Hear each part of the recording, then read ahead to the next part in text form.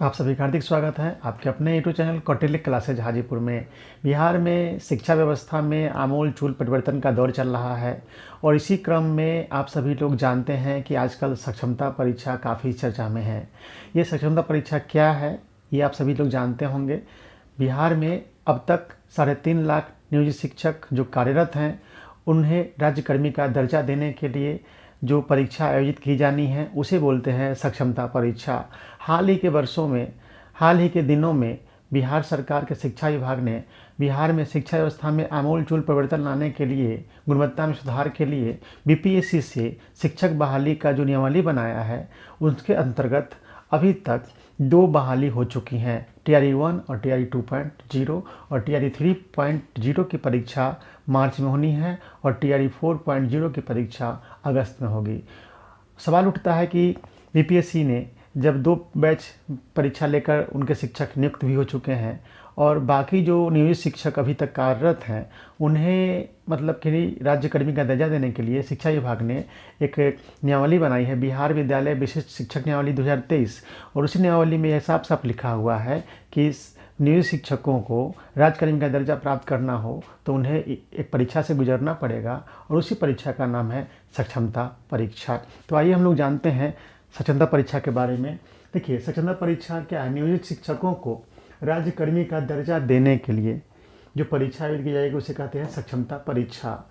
आवेदन शुरू हो गया है 1 फरवरी 2024 से। और आवेदन की क्या प्रक्रिया है इसके लिए हमने वीडियो ऑलरेडी अपलोड कर दिया है, आप देख सकते हैं कि क्या प्रक्रिया है। अन्य एग्ज़ाम की जो परीक्षाएं होती हैं या आवेदन होते हैं उससे थोड़ा अलग है क्योंकि ये पहले से कार्यरत लोगों के लिए है।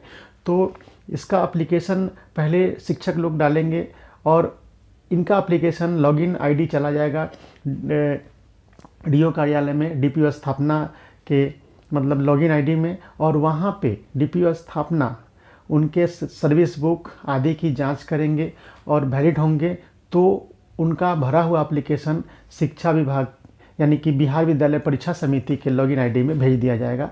इस तरह से उनका एप्लीकेशन फुलफिल होगा। यानी कि आप अपने हिसाब से पूरी प्रक्रिया नहीं पूरी कर सकते हैं, आपके शेष प्रक्रिया डीओ ऑफिस में डीपीओ स्थापना के द्वारा की जाएगी और तब जाकर आपका आवेदन पूर्ण होगा। तो यही बात है सक्षमता परीक्षा। इस संबंध में विशेष वीडियो हमने अपलोड कर दिया है, ये कैसे अप्लाई करना है, कैसे आपका एप्लीकेशन पूरा होगा। सक्षमता परीक्षा नियोजित शिक्षकों को राज्यकर्मी का दर्जा देने के लिए है। आवेदन शुरू होंगे 1 फरवरी 2024 से। आवेदन की अंतिम तिथि है 15 फरवरी। जितने भी बिहार में 3.5 लाख नियोजित शिक्षक हैं उन्हें आवेदन शुरू हो जाएंगे उनके लिए 1 फरवरी 2024 से आवेदन शुरू हो चुके हैं और आवेदन की अंतिम तिथि है 15 फरवरी 2024। ऑनलाइन मोड में परीक्षा होगी ऑनलाइन मोड में और ये परीक्षा शुरू होगी 26 फरवरी से और लास्ट परीक्षा होगी 13 मार्च तक। ऑनलाइन मोड में ये परीक्षा आयोजित की जाएगी, परिणाम मार्च में ही निकल जाएगा आपको।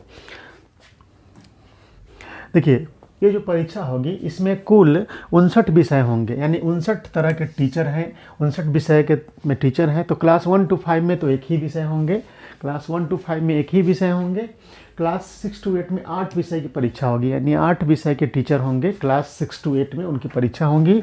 9 to 10 में 19 विषय की परीक्षा होगी और 11 to 12 में 31 विषय में परीक्षा होगी। अब देखिए, सक्षमता परीक्षा के लिए जो बनी है नियमावली उसमें 3 अवसर मिलेंगे नियोजित शिक्षकों को। 3 अवसर कहने का मतलब कि 3 बार मौका मिलेगा। 3 बार में से जब आप पास कर जाते हैं किसी भी मौके पर, यानी कोई व्यक्ति पहली बार ही पास कर जाएंगे तो वो सक्षमता परीक्षा पास माने जाएंगे और उन्हें राज्यकर्मी का दर्जा दे दिया जाएगा। अगर पहली बार में पास नहीं करेंगे तो दूसरी बार बैठेंगे एग्जाम में, दूसरी बार भी पास नहीं करेंगे तो तीसरी बार में बैठेंगे और तीसरी बार में पास नहीं करेंगे तो उस पर क्या है वो बताते हैं। तीसरी बार पास नहीं करेंगे तो इसके लिए क्या है वो देखिए। हालांकि परीक्षा 3 अवसर मिलेंगे, लेकिन 3 अवसर मिलेंगे तो परीक्षा 4 चरण में होगी।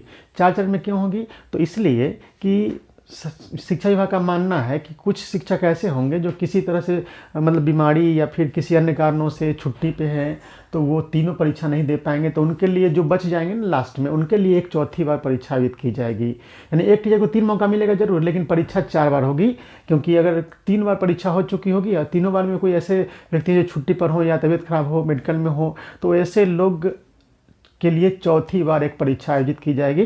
तो परीक्षा 4 चरणों में होगी, लेकिन हर लोगों को मौका मिलेगा 3 मौका। 3 मौके में अगर पास नहीं करते हैं उन्हें क्या होगा वो देखिए एक आप देखिएगा यहाँ पे कि बिहार विद्यालय शिक्षक जो नियमावली है, देखिए प्रत्येक शिक्षक को 3 अवसर देने के लिए परीक्षा कुल 4 चरणों में आयोजित होगी, वही बात मैंने बताया।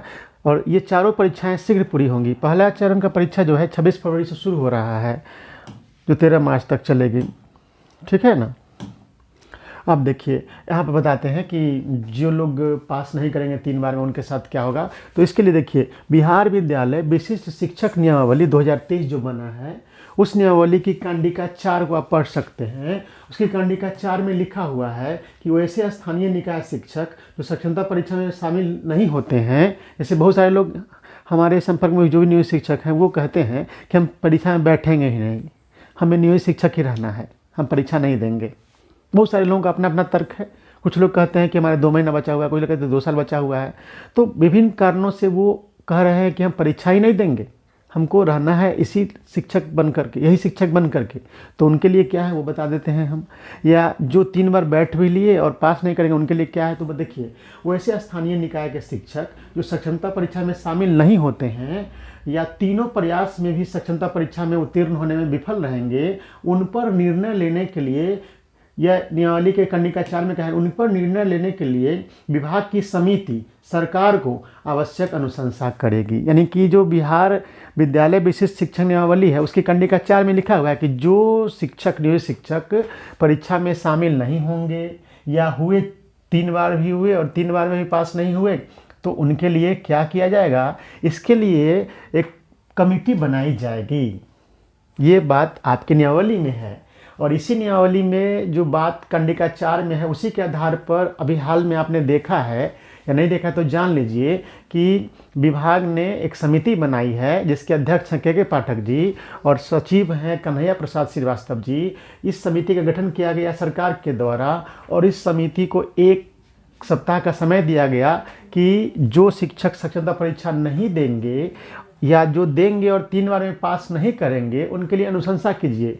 तो समिति ने 1 सप्ताह का समय क्या 1 से 2 दिनों के अंदर में इस समिति ने अपनी रिपोर्ट सौंप दी है सरकार को, जिसमें उन्होंने कहा है कि जो नियोजित शिक्षक साक्षरता परीक्षा नहीं देंगे या 3 बार में भी पास नहीं होंगे उन्हें सेवा की समाप्ति कर दी जाए, यानी उन्हें नौकरी से निकाल दिया जाए।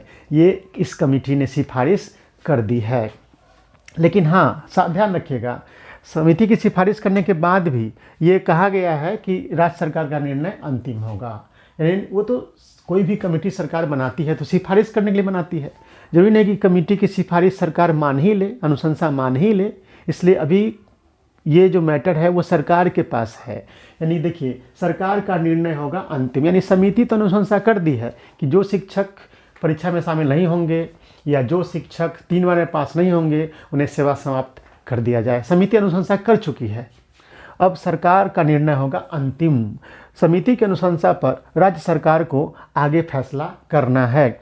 खासकर सेवा समाप्त करने की अनुशंसा पर सरकार का निर्णय अंतिम होगा।